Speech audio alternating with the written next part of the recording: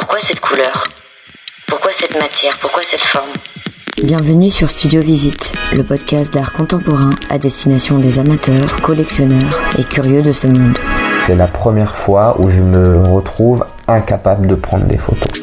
Chaque épisode, je rencontre un artiste pour décrypter et comprendre son art, sa démarche et son engagement. Un univers à parcourir ensemble pour atteindre l'essence même de leur créativité. Déjà, c'est dur pour moi de dire je suis artiste peintre. Que veut dire l'artiste? Je suis Lorraine, amatrice de curiosité et passionnée d'art. Je vous emmène avec moi visiter les studios de mes invités et découvrir ces personnalités sensibles en prise d'une mission, celle de traduire notre monde et de nous transmettre leur compréhension de celui-ci. Est-ce que comme moi, vous vous posez ces questions parfois? C'est rare que je dise que mes toiles sont terminées.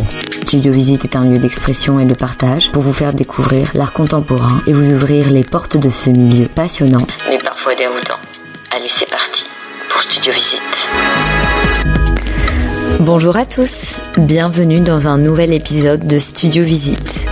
Au cours de cette conversation, je vous emmène découvrir l'œuvre abstraite et engagée de l'artiste Tiffany Bouel. Nous sommes un soir, à la fin de l'hiver, les jours s'allongent et lorsque je sonne au bas de l'immeuble, le ciel colore les grandes avenues haussmanniennes de la capitale. Tiffany m'ouvre, souriante, tenue décontractée, cheveux courts et regard en amande. Tiffany est une artiste pluridisciplinaire aux œuvres colorées, calligraphiques et rythmées. Elle met son art au service de la parole des autres et notamment des femmes, héroïnes silencieuses d'histoires qui se doivent d'être racontées. Tiffany peint, dessine, design et s'anime autour de collaborations artistiques avec des marques et créateurs au savoir-faire unique. Elle propose une œuvre libre. Elle souhaite que l'art et son engagement se diffusent partout, pour tous et toutes. L'œuvre abstraite de Tiffany Bouel résulte de recherches poussées sur la couleur, d'un fort rapport au corps et d'une volonté de libérer une parole. Avec Tiffany, nous avons parlé de sa technique, de son goût pour le beau et le bon et de ses engagements.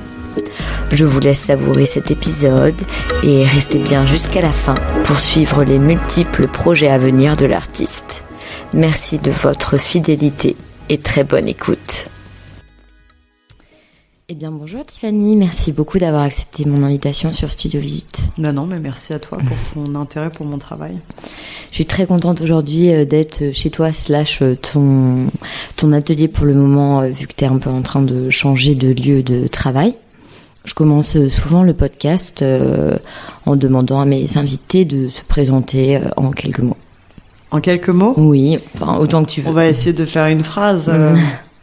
Donc je suis une artiste pluridisciplinaire, je dirais, franco-japonaise, ça a son importance, et j'ai grandi, je suis toujours basée à Paris. Tu dis que ça a son importance par rapport à mon métier. Ouais, à ton métier, aux influences que tu as quand tu travailles. Ouais, tout à fait. On aura l'occasion d'en reparler, je pense. Qu'est-ce qui fait que tu es devenue artiste ? Je pense que je ne suis pas devenue artiste. Okay. Je pense que j'ai été entourée d'artistes depuis que je suis enfant et du coup ça a été comme naturel. Après c'est une voie qui m'a fait peur pendant des années parce que c'était la voie la plus instable que je pouvais emprunter professionnellement. Donc j'ai mis du temps à me faire confiance pour me consacrer entièrement à ça. Mais en fait, j'ai toujours dessiné. Enfin, le dessin a toujours été un moyen de m'échapper de la réalité depuis que je suis enfant. Ok. Et t'as hésité avec quoi d'autre comme voie? J'ai pas hésité, je les ai faits. Okay. J'ai eu plein de métiers différents. Je pense entre mes 17 ans, je travaillais toujours un peu après l'école, des choses comme ça, parce que je suis partie très jeune de chez mes parents. Donc j'étais DJ, j'étais cuisinière parce que j'adore manger, j'ai été styliste, j'ai travaillé pour des super belles maisons. À 18 ans, je m'occupais d'un défilé pour la Fashion Week.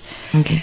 Donc je me suis retrouvée de façon complètement précoce dans des mondes d'adultes, en gros, très très vite. Et j'ai un peu continué ma vie comme ça. Enfin, j'ai bossé dans une école maternelle. Enfin, vraiment, on m'a vu apparaître à différents endroits de la map pendant quelques années. Et puis à un moment, je me suis dit que toute cette énergie pouvait peut-être être mise sur un projet plus sérieux, qui est le projet que j'ai toujours rêvé de faire, mais sur lequel je n'avais pas le courage de m'engager. Ok, c'est intéressant.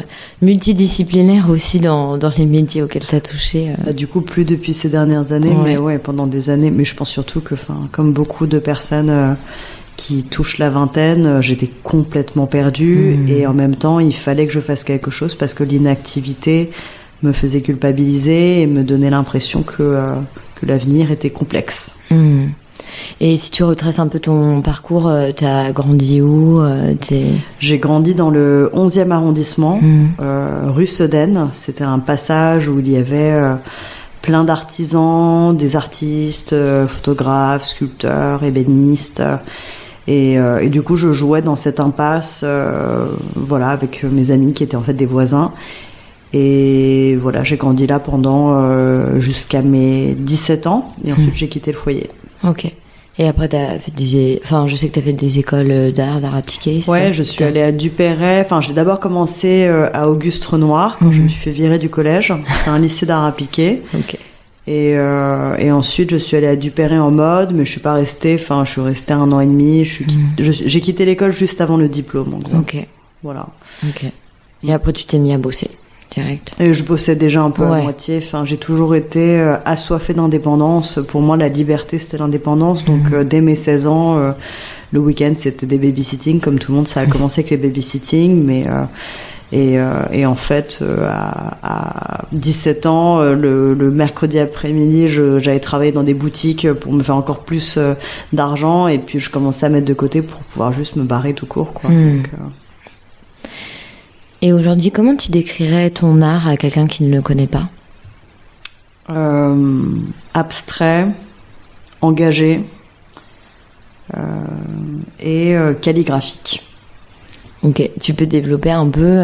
Donc abstrait, je pense que ça c'est assez clair pour tout le monde, mais engagé, c'est-à-dire ? Engagé parce qu'il y a une grande partie de mon travail, pas tout, mais une grande partie est dédiée aux femmes. J'aborde différents sujets qui sont de moins en moins tabous d'ailleurs, mais différents sujets sur notamment le rapport à soi-même, certains peut-être épisodes compliqués dans la vie d'une femme. Et j'ai questionné plus de 300 femmes ces dernières années. Et voilà, je considère que les femmes ont une grande importance dans mon travail et je trouve que c'est devenu politique de parler des femmes.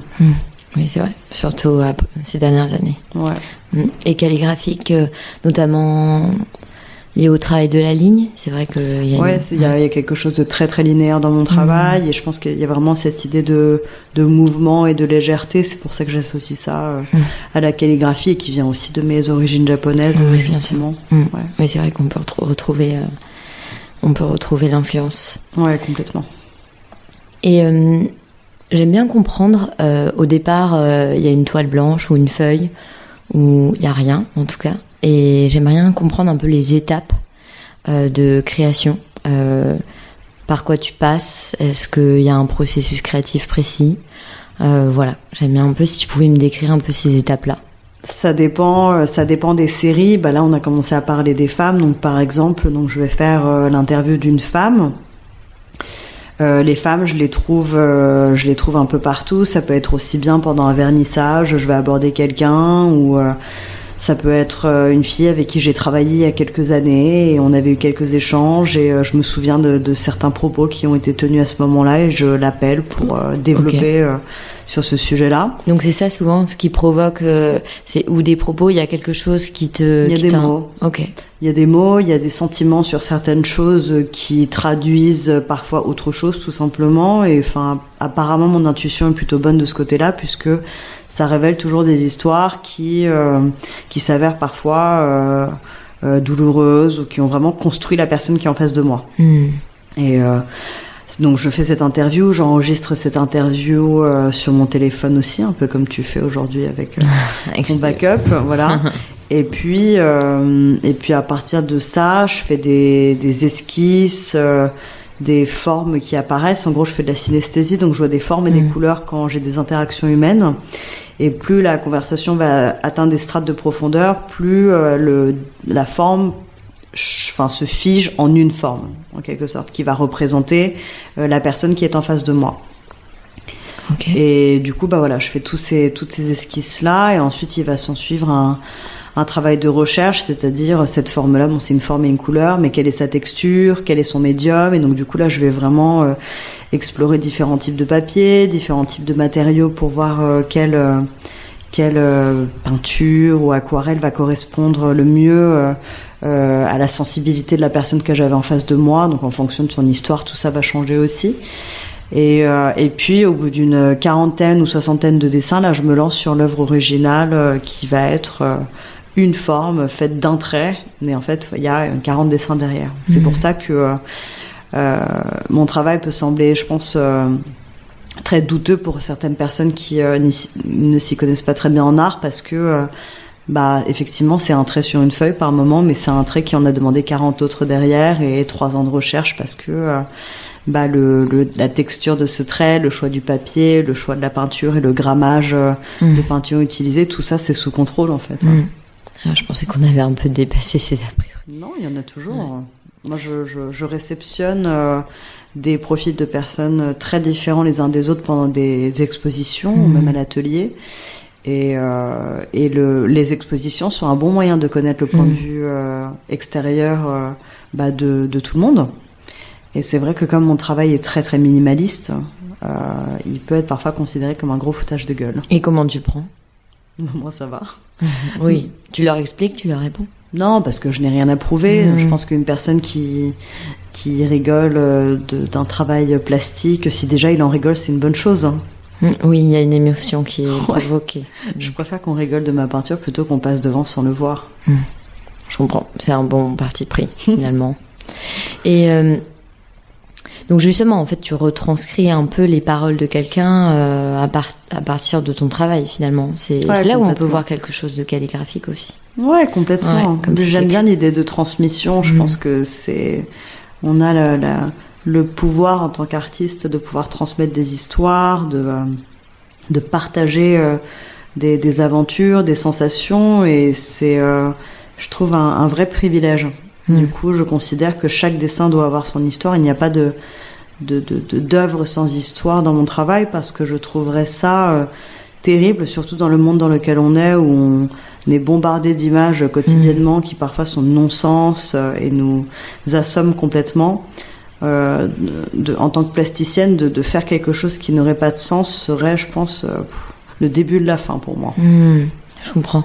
Et est-ce que tu tires les histoires aussi d'autres sources que la rencontre avec quelqu'un, ou je sais pas, une histoire, une fiction ou des choses comme ça? Principalement sur les rencontres humaines, même pour d'autres séries, c'était quand même des personnes que j'ai rencontrées. Mais là, par exemple, la série que tu as vue dans mon salon au sol, là, on est sur le Mexique. Donc on est complètement sur autre chose, mais on est toujours un peu politique. On parle de déchets qui volaient autour de moi pendant mon voyage, et de l'impact psychologique que ça a eu, parce que le cadre était idyllique et pourtant il y avait une réalité omniprésente qui était que l'air était dégueulasse et que quand même, c'était un pays dans lequel on marchait sur des déchets. Donc il y a toujours un peu ce truc engagé, inévitable. Ouais. Finalement, ton art, il est très abstrait, mais il est aussi très lié à l'actualité. Complètement. Actualité, est-ce que l'artiste ne serait pas finalement un miroir art plastique de son temps ? Un moyen de refléter ce qui se passe. Ouais, un moyen d'immortaliser. Avant, il y avait des tableaux pour immortaliser des personnes, des guerres, des événements importants. Et maintenant, il y a des artistes pour immortaliser une période spécifique, un mouvement. Pour témoigner, laisser une trace en tout cas. Ouais. Et tu parlais que tu choisissais la couleur, notamment liée à l'histoire de la personne, etc. Mais c'est vrai qu'en regardant un peu ton travail, en remontant, je te disais un peu en off que j'avais pas mal remonté tout ton fil d'insert. J'ai quand même l'impression que tu as un peu des périodes de couleurs à l'image d'une période bleue ou une période rouge. Est-ce que c'est le cas? Pas du tout.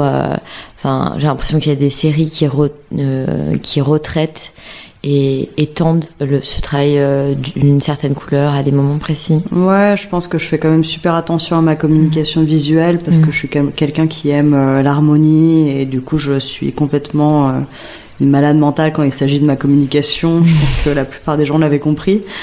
J'y consacre beaucoup de temps parce que, pour moi, c'est ma vitrine. Ouais, c'est le moyen de transmettre le maximum d'informations de ce qui se passe dans mon atelier. Mais ouais, le bleu, évidemment, il est omniprésent sur mon feed. Hein. Après, il n'est pas que bleu. La preuve, tu vois, t'es chez moi, il n'y a pas une seule pièce bleue autour de toi aujourd'hui. Et en fait, non, c'est plus que je trie mes œuvres pour que ce soit harmonieux, pour qu'on comprenne que pendant cette période, on est plus autour de cette palette-là. Oui. Mais la réalité, c'est que dans l'atelier, il y a toutes les couleurs qui apparaissent. Ouais. Oui, parce que moi, j'ai un peu vu une période rouge et aussi une grande période un moment où tu as travaillé le rouge, mais aussi des couleurs moins fortes. Un peu, rose, plus clair, marron, etc. Qui sont en train de revenir aussi. Ok, qui sont en train de revenir. Là, d'ailleurs, ce que j'ai vu un peu dans ton salon, c'est des couleurs moins fortes que le bleu clin, où c'est vrai que il y a deux choses. Quand on regarde ton travail, où on peut reconnaître et se dire, ah tiens, c'est un bouel. C'est cette ligne qu'on retrouve dans beaucoup de tes œuvres. Et c'est vrai que ce bleu, on t'identifie, mais je pense que c'est aussi les gens qui te connaissent depuis moins longtemps, peut-être, qui t'identifient sous cette couleur-là. Ouais, complètement. Et puis j'en ai joué pas mal aussi. Je pense, j'aime bien l'idée que on puisse reconnaître immédiatement mon travail à travers une couleur. Je trouve ça assez magique de pouvoir être dans la continuité d'un artiste comme Klein, qui est décédé aujourd'hui, et de pouvoir redonner vie à une couleur en abusant presque, et en lui trouvant toujours une nouvelle raison d'être. Mais après, ouais, moi évidemment le bleu m'absorbe et me met toujours en joie, et c'est pour ça qu'il apparaît dans chacune de mes séries. Mais je pense que je suis amoureuse de toutes les autres couleurs aussi, parce que je le vois bien à mes réactions quand je vais à des expositions ou quand je voyage, je m'extasie devant toutes les couleurs. Il n'y a vraiment pas une obsession pour un type de couleur, bien que celle-ci apparaît souvent, parce que je pense que ça représente tellement de choses et d'éléments importants de ma vie que c'est celle qui ressort le plus fréquemment, inévitablement. Et je veux bien qu'on parle un peu du travail de la ligne quand même, que tu pousses aussi assez loin. Est-ce que tu peux me décrire un peu des techniques, ou il y a une manière que tu as de la dessiner? Est-ce qu'il y a quelque chose que tu as poussé? Je sais pas si c'est vraiment la ligne en question. C'est vraiment, comme je te disais tout à l'heure, plus un travail de grammage, d'outils. Aujourd'hui, il y a certains outils que je fais moi-même. Ah ouais? Ouais. Ok, donc tu crées tes propres outils pour arriver à avoir la texture exacte que je veux de brosser, ou quand je veux quelque chose de... je suis en perpétuelle recherche. Tu l'as bien vu sur mon feed qui évolue constamment. Ouais. Je considère que je suis vraiment à un pourcentage de création de moi-même qui est très petit encore par rapport à ce qui pourrait se passer par la suite. C'est pour ça que je me considère pas comme encore complètement aboutie, loin de là, parce qu'en fait je continue de chercher tout le temps. Mais je dirais pas que j'ai une technique en particulier, parce que je touche aussi bien à la sculpture que à la photographie, puisque je fais toutes les photos de mon feed aussi, et je dirais juste que je cherche toujours des nouveaux médiums, et plus ça va, plus je pars dans des horizons lointains, notamment avec la 3D là dernièrement. Ok. Oui, puis t'as touché au design, il y a plein de choses. On aura l'occasion d'y revenir aussi, mais t'as touché plein de types de supports. Ouais, j'adore ça. D'où la mention pluridisciplinaire qui va très bien. Ça, c'est clair. Il y a aussi une grande relation au corps dans tes œuvres. On voit aussi que t'as fait des performances. Ça fait partie aussi d'une autre facette de ton travail. Est-ce que tu peux... Et en plus... tu revendiques ton art comme engagé. La question du corps des femmes, c'est quand même une question centrale, de comment il est vu, de comment il est perçu, traité, etc. Donc, Je veux bien que tu m'en dises un peu plus sur le travail que tu as poussé sur... je sais que tu as peint sur décor aussi. Donc voilà, est-ce que tu pourrais m'en dire un peu plus ? Ouais, bien sûr. C'est vrai que c'est quand même le grand sujet de mon travail. Et c'est vrai que j'aime toujours l'explorer. C'est d'ailleurs le sujet de ma prochaine exposition aussi. Et ça le sera, je pense, pendant les prochaines années, tant que cette affaire n'est pas réglée d'ailleurs. Mais ça, on va dans la bonne direction. Je pense que c'est parti du fait que j'ai eu un rapport à moi-même super complexe pendant des années, que mon adolescence a été laborieuse vis-à-vis de moi-même, et je l'ai vu pas seulement vis-à-vis de moi-même, mais auprès de toutes les personnes de sexe féminin qui m'entouraient. Je fais partie de cette génération encore, et peut-être parmi les dernières, où vraiment on était confronté à soi-même très rapidement, et on nous expliquait pas vraiment ce qui nous arrivait. Ça, c'est une chose aussi. Et en fait, je me suis dit que c'était un sujet qui méritait d'être abordé. Et au moment où je l'ai abordé la première fois, c'était pas encore vraiment dans l'actualité, parce qu'en fait, on étouffait un peu tout ça gentiment avant. Et je me suis rendu compte que je touchais à un terrain miné, quoi. C'est-à-dire que tout le monde avait quelque chose à dire dessus. Personne n'était tout à fait bien, en harmonie avec soi-même. Tu verras que le mot harmonie arrive très souvent dans mon travail, parce que c'est quelque chose qui touche à une forme de perfection qu'on essaie toujours d'atteindre. En tout cas, moi, c'est quelque chose qui m'obsède un peu. Et ce corps, tu vois, qui a été je pense, mon fardeau pendant des années, a fini par être mon outil. Un outil de travail, un outil de visibilité, un outil auquel il faut prendre soin, parce que si je n'en prends pas soin, je peux plus travailler. Donc il y a eu un vrai déclic et un changement de regard vis-à-vis de moi-même que j'avais envie aussi de transmettre aux femmes autour de moi. Et en fait, en rencontrant d'autres femmes et en entendant leurs histoires, j'avais l'impression de pouvoir transmettre ces histoires-là à d'autres femmes et de pouvoir leur conter ces histoires comme on raconterait le petit chaperon rouge ou Cendrillon à tous les petits-enfants, en leur disant en fait, on est toutes dans le même sac. En fait, on est toutes dans le même sac sur différents points, chacun son truc. Mais la réalité, c'est qu'on n'est pas des aliens, quoi. Quand on se déteste, quand on ne supporte pas son corps, quand on est confronté à soi-même ou qu'on se sent pas à la hauteur, ce sont des choses qui ne sont pas honteuses. Donc ce que tu veux leur dire, c'est qu'elles sont pas seules ? Ouais. Il y a toujours eu ce désir de connecter les femmes que je rencontre, ça c'est certain. D'ailleurs, c'est ce que je fais. Je les connecte entre elles. Aussi bien dans la peinture que dans la réalité. Et est-ce que tu les invites à en parler ? Oui, bien sûr, mais pas entre elles. C'est-à-dire, si elles veulent en parler entre elles, oui, ça s'est déjà produit. Mais en fait, moi, je transmets leur histoire à travers ma peinture.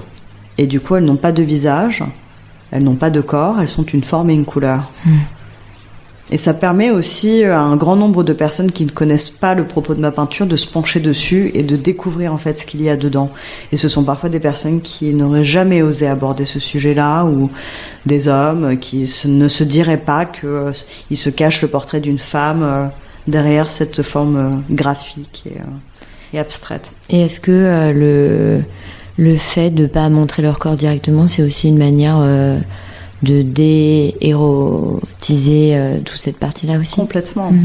Ouais, complètement. Enfin, pour moi, c'est de complètement sortir de cette enveloppe esthétique. Esthétique, ouais, exactement. Ouais. C'est super important pour moi. Je tends à faire du figuratif, mais à chaque fois que j'y tends, je reviens en arrière, parce que c'est quelque chose qui me remet dans la dureté du propos, et j'ai pas envie, comme les échanges que j'ai avec ces femmes ont une certaine forme de dureté, je n'ai pas envie que la peinture traduise cet aspect-là. Mais au contraire, la libération que va engendrer la confession d'un élément parfois de la vie de cette femme. Et finalement d'en faire un allié. Ouais. C'est un beau message, ça me parle. Écoute, j'en sais rien si c'est beau, mais en tout cas c'est ce qui me tient, à cœur, et puis je me rends compte que ça a vraiment ses vertus. Et justement, il y a toutes ces femmes qui te nourrissent au quotidien. Est-ce qu'il y a d'autres manières que tu as de te nourrir, de construire un peu et de t'inspirer? Moi, je me nourris de tout. Je pense que je fais pas exception dans mon milieu en disant ça. Enfin, je pense que notre vie d'artiste, c'est d'absorber la vie que nous vivons. Donc, le moindre échange avec quelqu'un va me nourrir. Un bon restaurant va me nourrir dans tous les sens du terme, aussi bien visuellement que gustativement. Une expérience dans un endroit que je ne connais pas, une exposition. Il y a tellement de choses, il y a tellement de sujets à aborder, il y a tellement de choses passionnantes. Je me laisse toujours surprendre. Je pense que chaque jour a sa surprise, vraiment. Oui, c'est bien, ça te laisse un champ des possibles infini. Je n'ai absolument pas peur du syndrome de la page blanche. Je sais que quand je l'ai, c'est parce que je suis exténuée, pas parce que je manque d'imagination. Oui, se reposer parfois, ça peut faire... ça fait du bien. Ça recharge les batteries. C'est quelque chose que j'ai appris à faire, je ne savais pas le faire. J'aimerais bien que tu me parles un peu des collaborations que tu as fait au cours de ces dernières années, depuis que tu as débuté ta carrière, parce que c'est vrai qu'il y a diverses choses. Est-ce que tu pourrais par exemple, me dire comment tu les choisis? Et après comment un projet peut se construire pour finalement qu'il y ait ta touche, ton engagement, ton message à travers une autre forme d'expression dont t'es pas totalement forcément toujours à l'origine. Comment je choisis une collaboration? Alors dernièrement, c'est plus moi qui choisis, c'est eux qui viennent. Donc ça, c'est un peu le tournant agréable de la vie. C'est super ça. Ouais. Mais comment je les choisis? J'ai toujours privilégié la qualité du produit. Un beau produit pour moi, c'est la base de la base du respect de soi-même un peu quoi. Qu'est-ce que ça s'appelle un beau produit? Un beau produit, c'est un produit qui utilise des matières. Des belles matières et des matières qui sont respectueuses dans son processus de fabrication. Un beau produit, c'est quand les finitions ont été aussi bien faites à l'intérieur qu'à l'extérieur, parce qu'en fait, pour moi, c'est ça l'excellence. Les choses que l'on ne voit pas et qui sont bien faites montrent bien d'autres choses sur la maison qui travaille sur ce produit.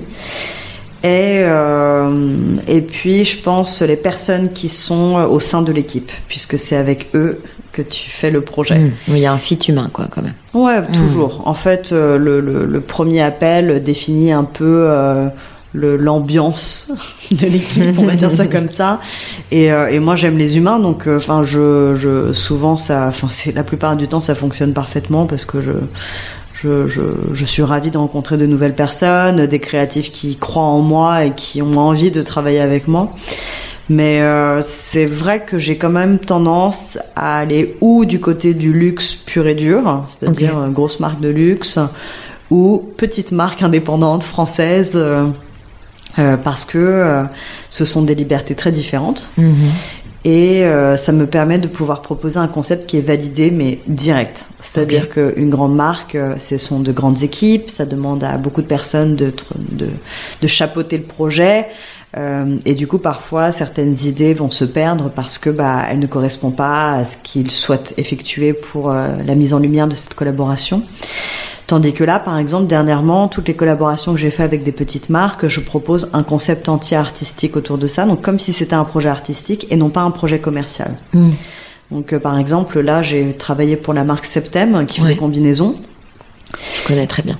Voilà, et j'ai proposé à Jessica Troisfontaine d'organiser une performance avec des femmes engagées ou qui sont assez connues pour représenter le profil de femme pour cette série de dessins. Et donc j'ai peint directement sur des combinaisons, et ces combinaisons vont être vendues pour aider la Maison des Femmes, qui est une association que je soutiens. Et à côté de ça, on fait une combinaison commercialisée, mais on est sur une édition de 28, donc autant te dire que ce sont des éditions très très limitées. Et tu vois, enfin cette idée de performance, de connecter ces femmes entre elles, c'était pour moi un moment incroyable. Ça m'a permis de donner vie à un projet artistique auquel je réfléchissais depuis un certain moment, et c'est Septem qui m'a permis de pouvoir lui donner vie, en étant mon support. En fait, c'est vraiment comme ça que j'aborde les choses. La marque est mon support artistique, et qu'est-ce que je peux leur proposer pour qu'on puisse vivre et faire vivre une aventure artistique dans le cadre de cette collaboration. Là, par exemple, j'en ai une autre qui va sortir bientôt, qui s'appelle Ika. C'est une jeune marque qui fait des carrés de soie dans les mêmes usines que Hermès à Lyon. Donc des finitions impeccables. Quand je te disais un beau produit, c'est-à-dire voilà, on n'est pas dans une grande maison, mais on est dans une petite maison qui va faire travailler des mains françaises, qui a un savoir-faire unique et ancestral.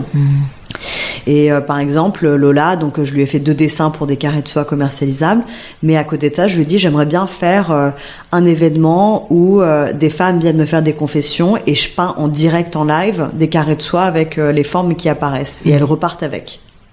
Donc à chaque fois, tu vois, on n'est pas juste sur je te fais un dessin, tu le mets sur ton produit, tu prends mon concept que j'avais utilisé pour un tableau précédemment, et puis boum, tu te le réappropries et tu le mets sur ta marque, et c'est de la réappropriation d'un projet intime et personnel d'un artiste, tu vois.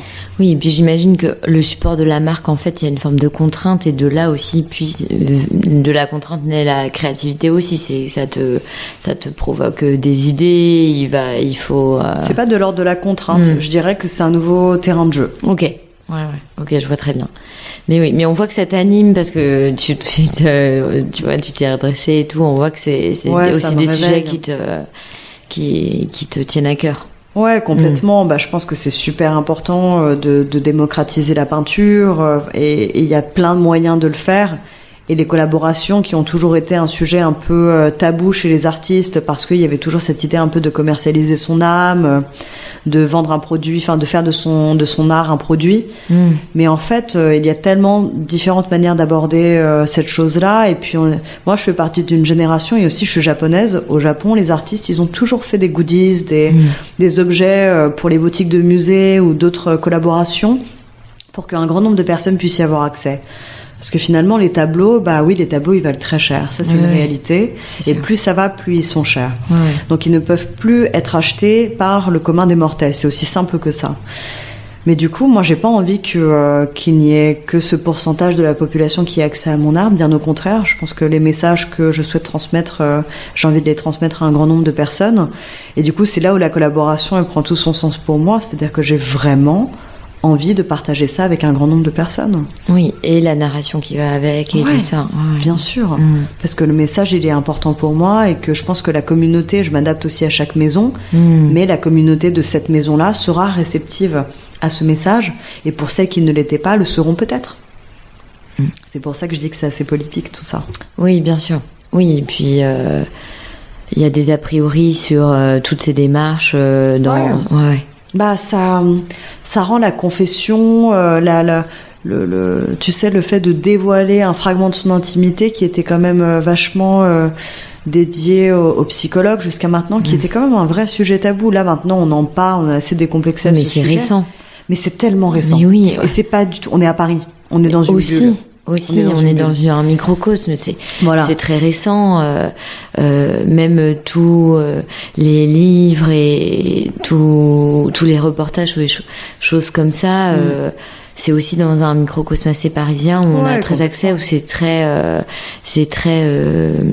diffusé dans une toute petite bulle, mais ça atteint pas du tout la majorité des gens, mais ça va venir. Mais les marques sont suivies par des personnes de la France, plus pas seulement diverses, de Paris, je pense. Beaucoup plus de diversité. C'est moins intellectuel.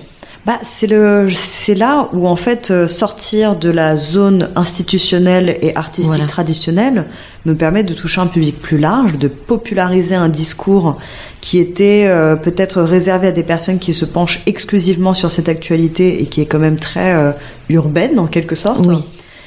Et je pense que si on veut que le féminisme se démocratise dans les campagnes françaises, il faut trouver différents moyens de le faire. Et moi, en tant qu'artiste, je me suis un peu mis comme mission que n'importe quelle collaboration artistique que je ferais et qui a une visibilité assez importante, on apporte toujours un petit message féministe qui montre que c'est juste normal, en fait, de le normaliser, d'en faire un sujet qui n'est plus tabou et de montrer aux gens que les choses que l'on ne disait pas autrefois peuvent être dites aujourd'hui et qu'il n'y a aucun problème avec ça.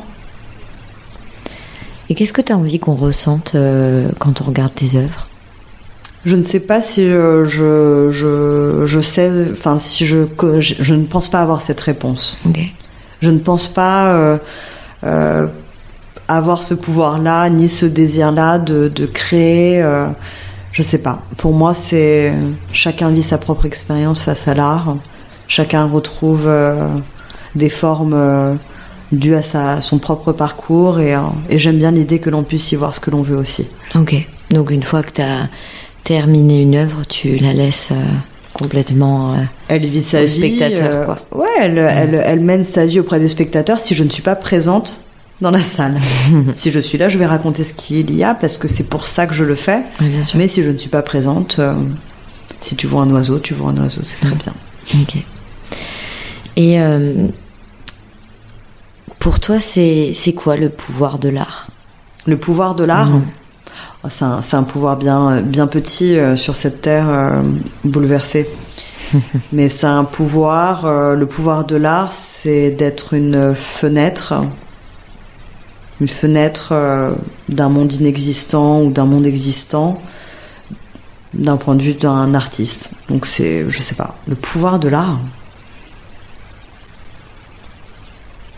C'est de pouvoir faire vivre des émotions ou de divertir. En réalité, ça dépend de l'art. Donc, Pour passer à des questions un petit peu plus légères, entre guillemets, vous avez 4 heures, tu sais. J'aime bien connaître un peu, s'il y en a une, ce n'est pas une obligation, les routines des artistes. Les routines. Ouais, un peu. Est-ce que, par exemple, tu travailles plutôt le soir, le matin ?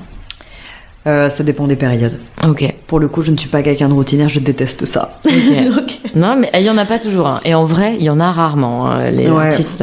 Je vais finir par en avoir. Mais il y en a qui en ont des très précises. C'est pour ça que je trouve ça toujours marrant de savoir.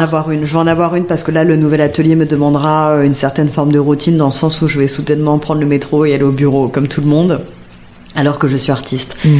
Mais je dirais que j'aime bien le fait qu'une journée puisse être bouleversée par une surprise. Donc je suis pas quelqu'un qui a besoin de stabilité. Okay. Bien au contraire.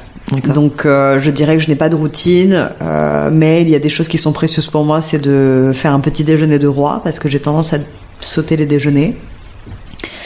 Et puis dans mes nouvelles routines bien-être, on va dire ça comme ça, d'avoir des temps de repos parce que pendant des années, tu vois, là ça va faire 3 ans et demi, 4 ans que je montre mon travail et que je vis de ma peinture en gros. Et pendant des années, j'avais pas de vacances, je m'arrêtais jamais, je travaille le week-end, je travaille le matin comme le soir, parfois un peu la nuit. Et en fait, cette non-limite et ce désir de vouloir absolument avancer, mener à bien des projets, ça m'a malmenée. Donc j'ai instauré un peu des routines comme j'ai pu, mais c'est plus de l'ordre de la bienveillance envers moi-même parce que je me maltraite très facilement. Et est-ce que tu travailles en musique, c'est le silence complet Ça dépend, Okay. Ça dépend. J'aime beaucoup la musique classique parce que je trouve que ça n'impacte pas mon travail. Okay. Mais ça permet de rompre le silence puisque comme tu l'avais compris, dès que je parle de mes collaborations, je commence à me redresser, tout ça. J'aime les contacts humains. Ouais. Et donc la solitude de l'atelier n'est pas quelque chose qui contribue à mon bien-être. Donc là, typiquement, dans mon studio, il y aura des personnes avec moi. Je ne serai pas seule. Ouais. Parce que le silence n'est pas quelque chose que j'affectionne particulièrement.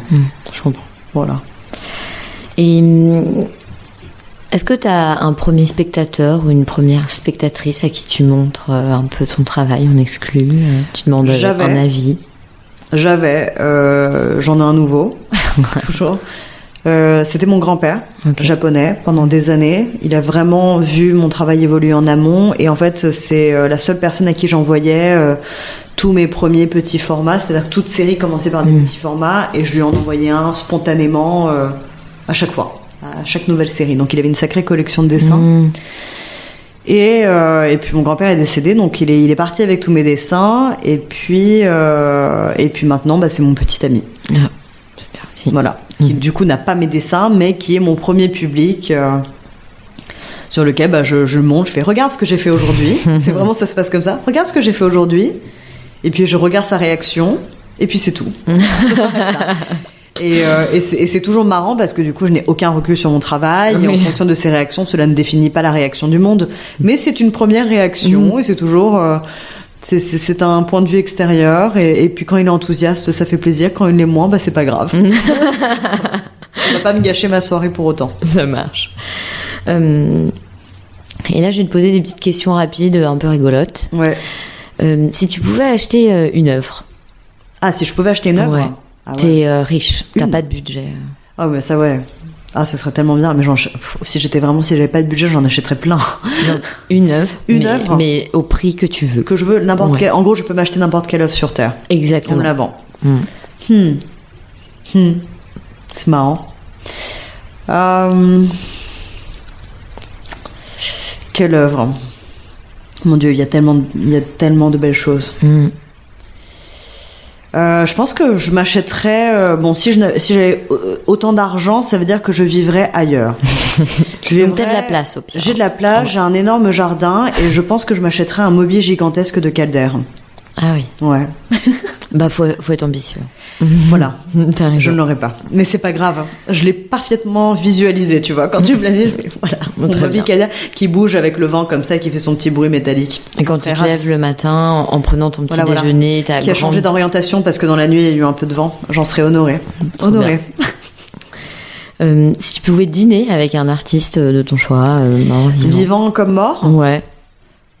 Si je pouvais un seul dîner. En plus, je sais que t'aimes bien la bonne bouffe, donc. Ah ouais, moi j'adore manger, mais du coup j'aimerais bien être avec un artiste qui a l'air de bien manger aussi. Ouais, genre partager ce kiff quoi. De dire on commande toute la carte. Ah, ça c'est pas mal. Voilà. Quel artiste commanderait bien toute la carte avec moi? Un artiste gourmand, du coup. Ouais, un artiste gourmand. Ah ouais, c'est plus complexe. Parce qu'il faut que ça soit agréable, quand même. Ouais, il faut que ça colle, mais en même temps, artiste, quand tu dis artiste, c'est au sens large du terme ou c'est vraiment peintre? Non, pas que peintre, pas forcément. C'est dur.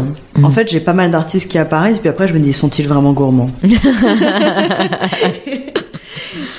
C'est vrai que c'est une particularité qu'on connaît pas tellement des artistes. Bah ouais, c'est un trait que, mais en même temps, un artiste bon vivant ou bonne vivante, quand même, je trouve que tu le ressens un peu. Oui. Non? Il y a une forme de fantaisie. Enfin, Gérard Depardieu, ça se voit. Ouais. Ah, ça c'est clair, ça se voit. J'adorerais tu vois, Gérard Depardieu, ça n'a rien à voir avec la peinture, mais Gérard Depardieu, ça me ferait très plaisir de partager un dîner avec lui. Moi, je veux bien venir. Je pense qu'on mange bien, on boit bien, on passe un bon moment. Je pense qu'on passe une excellente soirée. Ouais. Je pense qu'on est naturellement à l'aise. Ouais, je pense qu'il n'y a pas de problème. Voilà, tu vois, c'était une réponse un peu insolite, mais non, mais ça me va très bien. Est-ce que tu as un mantra? Il change un peu tous les jours aussi. J'ai pas un mantra à ma vie. Encore une fois, ma vie, elle bascule tellement d'un jour à l'autre. Mais je dirais qu'aujourd'hui, c'était d'arrêter de me mettre la pression sur des choses dont je n'ai pas vraiment besoin. Ok. Ce que tu aimes le plus dans ton métier d'artiste? Ce que j'aime le plus, ouais. Ma liberté. Ce que t'aimes le moins? Ce que j'aime le moins...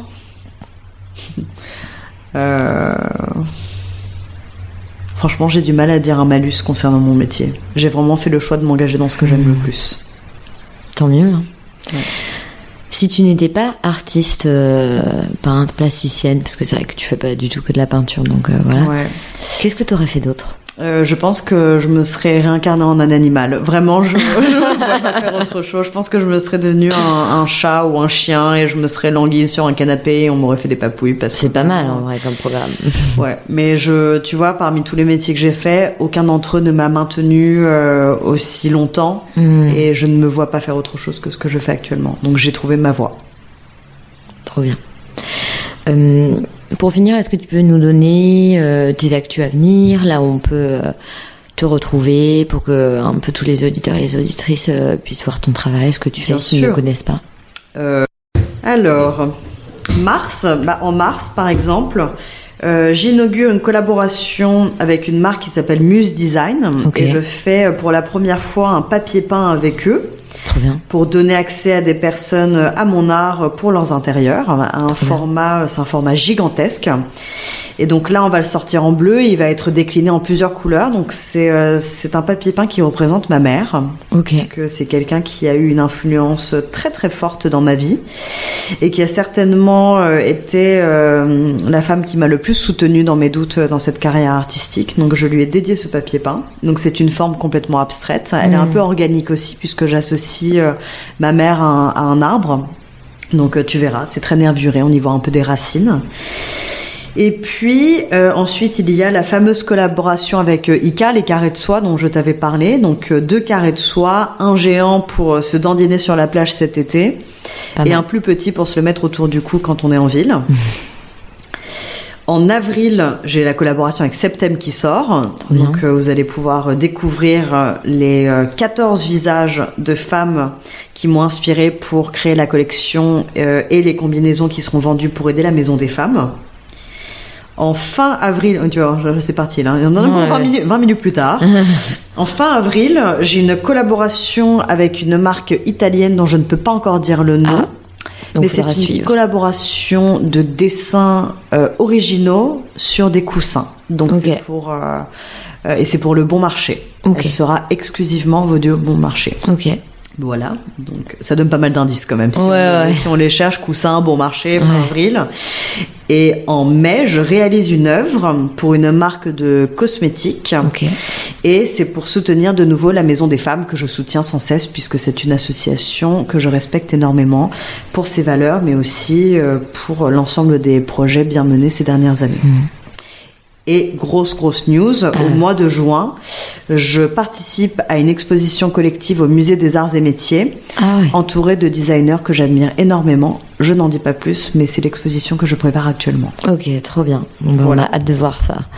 Et pour te suivre un peu au quotidien, après tous ces événements-là, où est-ce qu'on peut te retrouver ? Est-ce que tu peux nous donner Principalement sur Instagram. Vraiment, je suis une grande fidèle de Instagram. Pour ceux qui ne sont pas dessus, vraiment, j'en suis désolée. Mais en fait, en tant qu'artiste, c'est la plateforme de prédilection puisque c'est une plateforme d'images.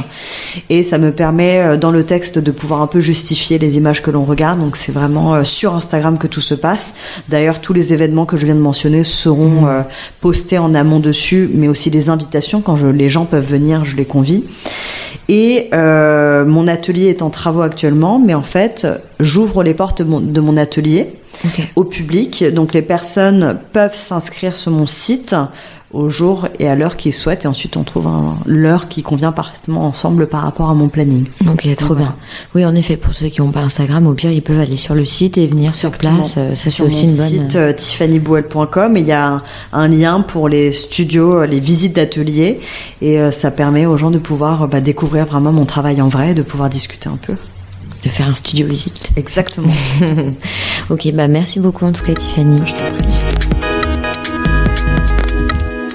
Merci beaucoup d'avoir écouté cet épisode. J'espère que vous avez passé un bon moment.